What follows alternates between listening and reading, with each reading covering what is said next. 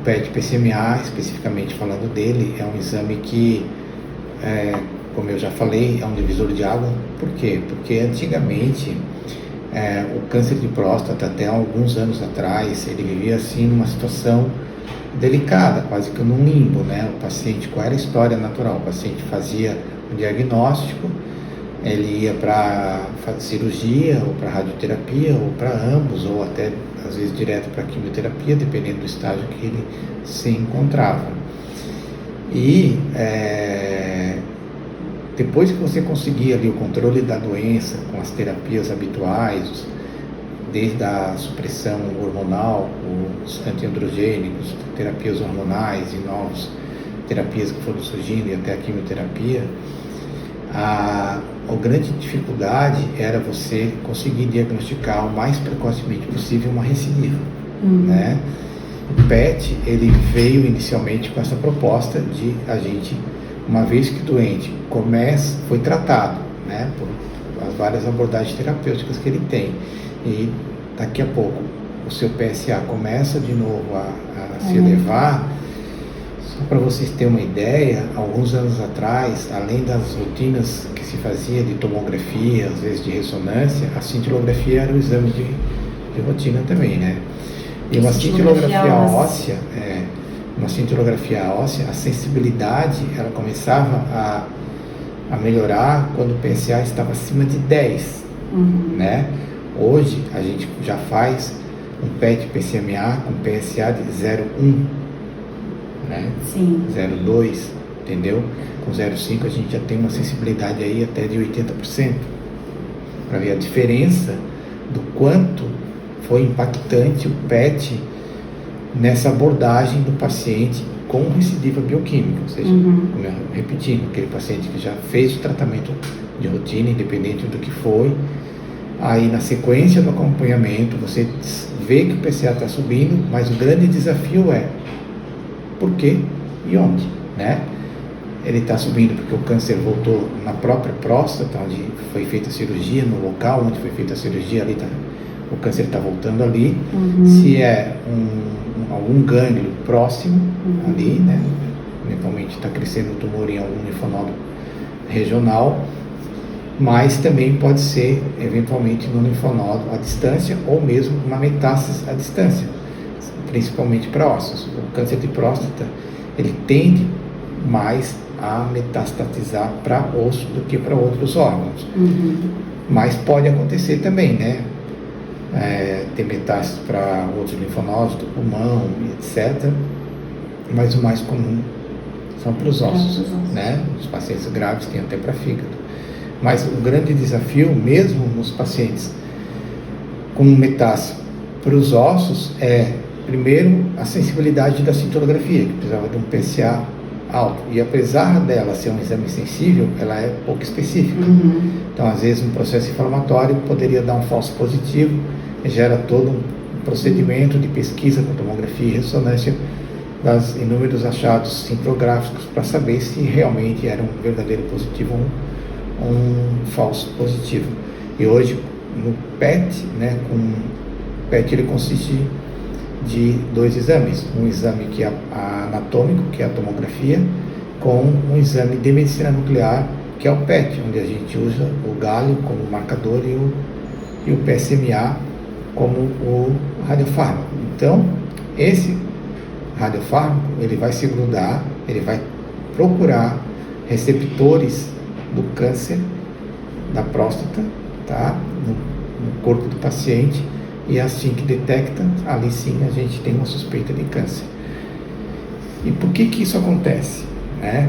Por que é importante, tão importante esse PSMA? Esses pacientes com câncer de próstata, eles, por um motivo bioquímico ali produzido pelo câncer, essas células cancerígenas, elas têm uma hiperexpressão dessa proteína chamada PSMA, que ela pode até existir naturalmente no teu corpo, em valores muito baixos e sem expressão nenhuma, às vezes são intracelulares, né? Mas especificamente, o que acontece com o paciente com câncer de próstata?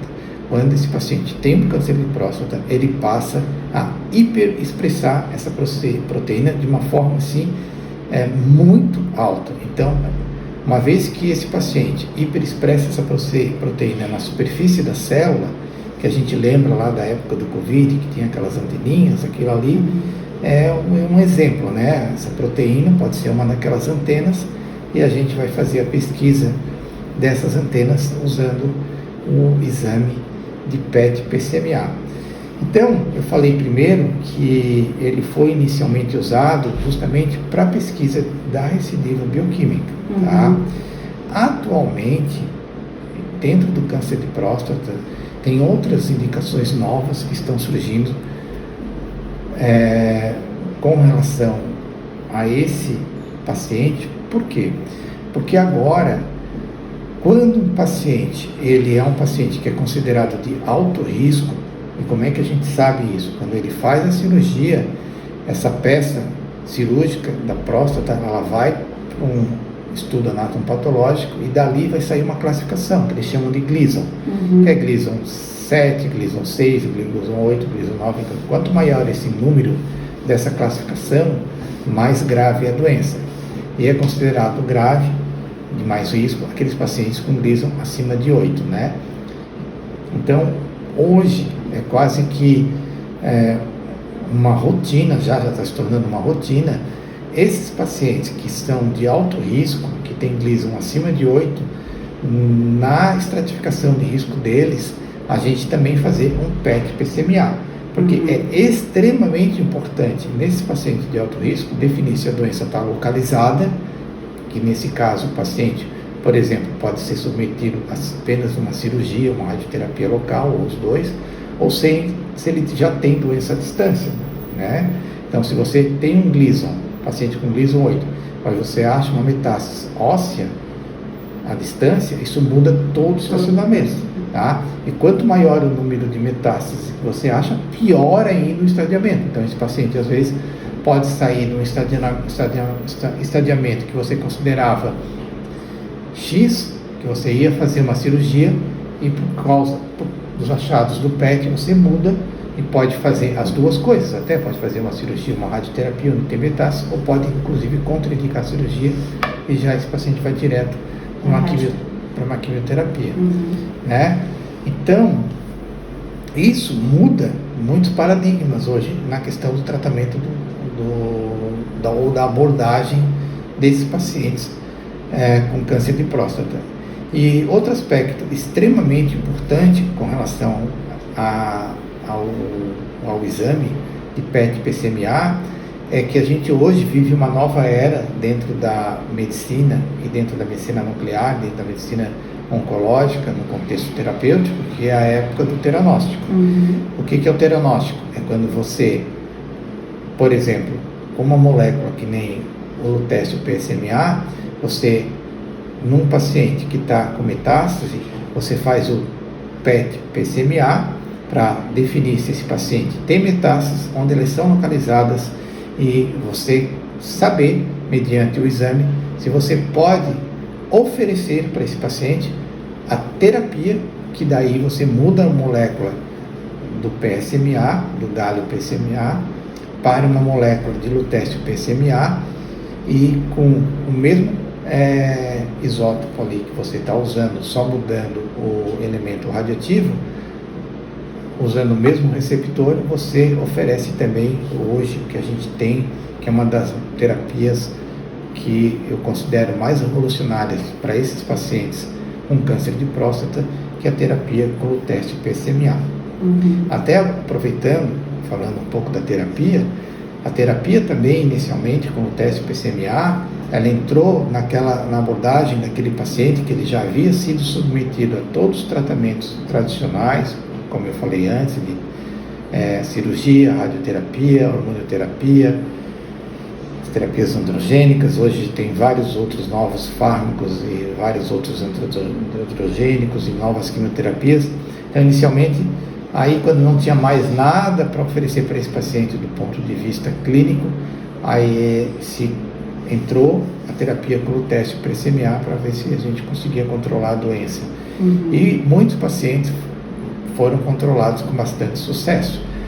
Foi tão grande o sucesso da terapia com lutécio PSMA para esses pacientes com câncer de próstata, que hoje, depois de várias pesquisas comparando essa terapia com outros tratamentos, inclusive com a própria quimioterapia, o lutécio PSMA ele já está vindo para a terapia de segunda linha. Quando a gente fala aqui de primeira linha, são aqueles primeiros tratamentos que a gente começa para o paciente, né?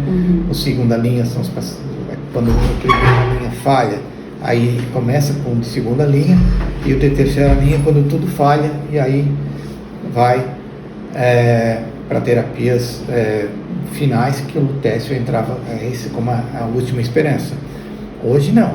Hoje, muitos pacientes já se beneficiam da terapia com lutécio já como terapia de segunda linha, porque tem pesquisas e tem trabalhos que mostram que o sucesso dele, comparado com a quimioterapia, é tão bom quanto, sem sofrer os efeitos colaterais que uma quimioterapia promove, né? Então você pode usar ele depois da quimioterapia, antes da quimioterapia, ou até mesmo, talvez, em adjuvância com a quimioterapia. E o rádio 223, doutor, que também era um dos tratamentos utilizados, né, para tratamento de metástase de câncer de próstata. Qual seria, assim, a diferença principal, a abordagem principal de uso de um ou de outro? A terapia com rádio 223 ou Xofigo, ela foi a primeira terapia que com radionuclídeo, né, que começou ali a partir aproximadamente de 2015, em seguida veio aqui para o Brasil, que seria ela seria para esses pacientes que também foram submetidos à primeira linha de tratamento, à segunda linha de tratamento, e que continuavam com a doença. Então, esses pacientes que tinham, os pacientes que tinham, que eram metastáticos, mas essa doença era exclusivamente óssea, tá? Você poderia oferecer para ele essa opção de fazer um tratamento com terapia alfa, que é a terapia do rádio 223, e essa é a primeira diferença entre a terapia com rádio 223 com a terapia com lutécio. O rádio 223 você pode usar para os pacientes também hoje como segunda linha, tá? Você pode usar para esses pacientes também hoje associados ou não a outros tratamentos, tem várias pesquisas, mas ele é um tratamento que é exclusivo para paciente que tem apenas doença óssea, ou seja, se o paciente tiver uma doença hepática, uma doença pulmonar, uma meta cerebral, os linfonodos, desde que sejam linfonodos pequenos, abdominais, até 3 centímetros, eles até podem ter, conseguem ter doença linfonodal. Os pacientes com Xofigo, eles não precisam fazer PET para fazer o Xofigo, é só cintilografia e tomografia. Então, às vezes, pode ser que, eventualmente, tu tenha uma subestimação da doença, mas não precisa, tá? Então, essa é outra diferença, tá certo? Quando você faz a terapia com rádio 223, ela tem uma ação ali dentro do tumor, tá? Mas o rádio 223, na tabela periódica, quando a gente estuda lá, né, ele está junto lá com o cálcio, ele entra no metabolismo ósseo, ele entra ali para fazer um controle do crescimento desse tumor, mas a outra diferença com relação ao lutécio é que o lutécio ele entra dentro do tumor, ele é, como é que se diz? Ele é esqueci o nome agora, ele é internacionalizado, não, ele entra para dentro do tumor para quebrar as partículas de DNA e provocar a morte celular, entendeu? Então, a terapia com lutécio, ela é muito mais potente, ela realmente vai provocar, e o objetivo é provocar a morte celular e conseguir controlar a doença. A terapia, ambas as terapias, a terapia com Xofigo, ela conseguiu uma melhora da qualidade de vida, melhora dos sintomas e também um aumento da sobrevida dos pacientes. O Dolutécio também teve melhora da qualidade de vida, melhora dos sintomas, aumento da sobrevida, tá? As duas terapias, elas promoveram isso, por isso foram aprovadas, tá? Mas elas são uma abordagem bem diferente. O Lutécio PSMA não precisa que o paciente tenha metástase exclusivamente óssea, mesmo que o paciente tenha metástase à distância, ela, e para órgãos que não sejam só osso, ela é aceita, inclusive é feita justamente porque não tem essa exceção, tá? Cada uma dessas terapias, dentro do contexto que eu sempre falo que o controle de um paciente com câncer de próstata é um jogo de xadrez que vocês sabem. Quanto mais conhecimento o médico tem, maior vai ser a habilidade dele de lidar com essas medicações. Então, cada uma delas tem o seu papel dentro do contexto daquele paciente, né? Às vezes você tem um paciente, por exemplo, que está com recidiva bioquímica, ele tem exclusivamente metástase óssea, ele está com um bom perfil para uma terapia com o Xofigo. É uma boa indicação você tentar controlar a doença desses pacientes, porque você controla a doença, melhora o sintoma, você dá uma sobrevida, para depois você ter ainda na manga, você tem mais uma opção de uma terapia tipo Lutécio, que você pode usar tranquilamente depois com uma terapia alfa. O inverso também é verdadeiro. Você pode também fazer uma terapia com Lutácio e eventualmente, não respondeu, você pode tentar o Lutécio. É menos comum fazer essa inversão. O mais comum é fazer primeiro a terapia com Xofigo, se tiver uma indicação para aquele paciente. E o Xofigo, até agora, ele é o único que está aprovado pela ANS e os convênios pagam sem muitos problemas. Principalmente tem uns convênios com mais facilidade que outros, então às vezes você tem mais rapidez para iniciar esse tratamento do que terapia com Lutécio, que os convênios até então, agora eles vão começar a ter que cobrir, porque uma nova empresa teve a licença no Brasil para comercializar o Lutécio PSMA. Então a partir de agora a gente nós teremos que comprar apenas dessa empresa, pelas normas brasileiras. Ela é a única que tem a licença, já foi precificado e agora terão as negociações com os convênios para que elas possam também começar a pagar essa terapia com Lutécio pelos convênios. Essa é uma nova etapa que a gente está tendo. Então, tudo isso é algo muito novo, que com certeza com o tempo vai se normalizar, mas é mais uma etapa que a gente tem que agora dar seguimento, que é conseguir que os pacientes tenham acesso a esse tratamento, sendo pago pelos planos de saúde, porque até então não eram pagos, quase todos eram ou particular ou por ação judicial, Por isso que isso também às vezes dificultava você indicar um tratamento desse, porque tem todo um custo com um advogado e toda uma expectativa que podia não dar certo, enquanto com o Xofigo você praticamente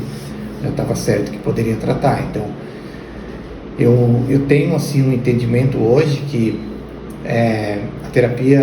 a abordagem do paciente com câncer de próstata, desde o diagnóstico ao tratamento, nos últimos 10 anos cresceu muito, e sempre a grande recomendação, e por isso todas as campanhas, é que quanto mais cedo você faz o diagnóstico, quanto mais o seu câncer é classificado naquela classificação que eu falei do Gleason, quanto mais baixo é esse Gleason, que seja 5, 6, 7, quanto mais você pega uma doença bem no começo, que é uma doença muito pequena, que lá não deu tempo para ela se espalhar, para ter metástases, mais vai ser o sucesso e a cura dessa doença. Mas também, mesmo nesses pacientes com uma doença já hoje mais agressiva, felizmente as terapias que nós temos hoje, desde, como eu já falei, estou repetindo, das hormônios terapias odontologênicas, as cirurgias, radioterapia, quimioterapia, novos tratamentos hormonais, etc. Agora os tratamentos com radionuclídeos e novos tratamentos com radionuclídeos também já estão em pesquisa, como o actínio, né? As pesquisas hoje com actínio, que é uma terapia alfa, que é bem mais potente até com o teste, elas estão sendo assim de muito sucesso nesses pacientes. Entretanto, a grande dificuldade hoje é a própria produção do actínio, né? O acesso ao actínio, o acesso ao material. E tem tanta pesquisa com actínio que está faltando actínio, entende? Porque eu acho que vai ser assim no futuro, digamos, quando tudo isso não funcionar, nós ainda vamos ter o actínio que vai vir que nem um trator e tratar tudo isso. Então, a gente está assim dentro de um momento da terapia do câncer de próstata muito boa, tanto com diagnósticos precoces, mas com cada vez mais opções de tratamento para transformar isso uma doença cada vez menos fatal, né? Porque querendo ou não, é uma das doenças, é a doença mais diagnosticada no homem, né?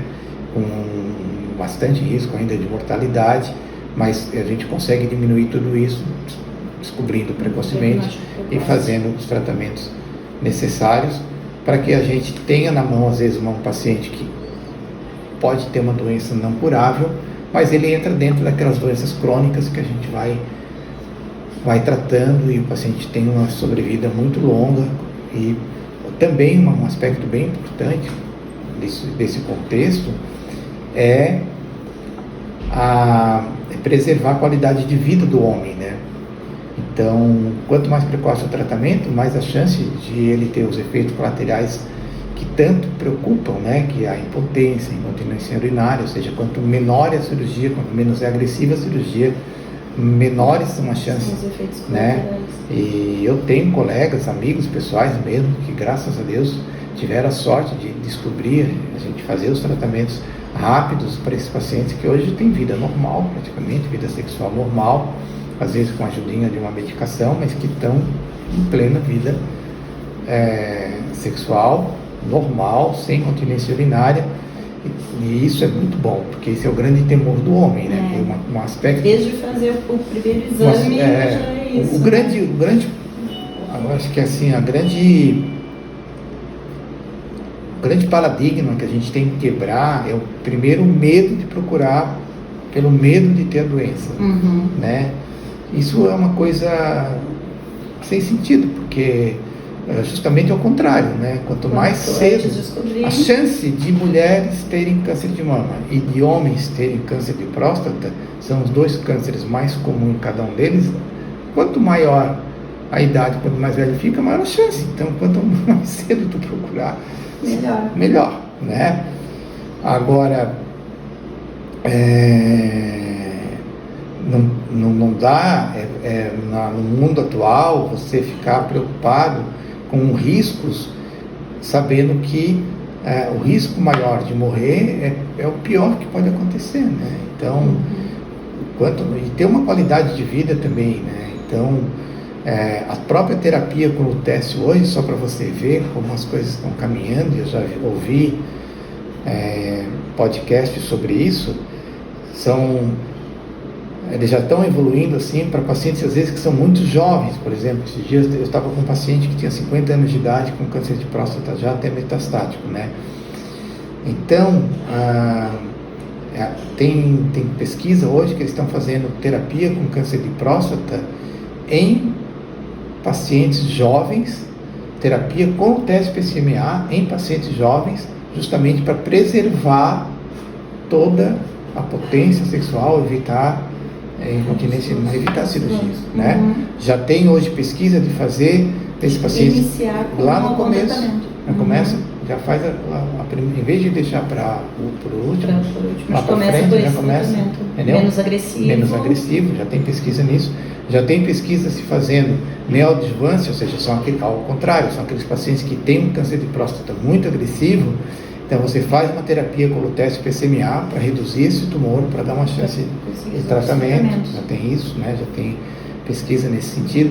Então as pesquisas são grandes, assim, né? Por isso que eu digo que nós saímos de um limbo, que era uma terapia até alguns anos atrás, seus 10 anos atrás, mas, né, depois da quimioterapia, praticamente não tinha mais nada, né? E hoje nós temos cada vez mais.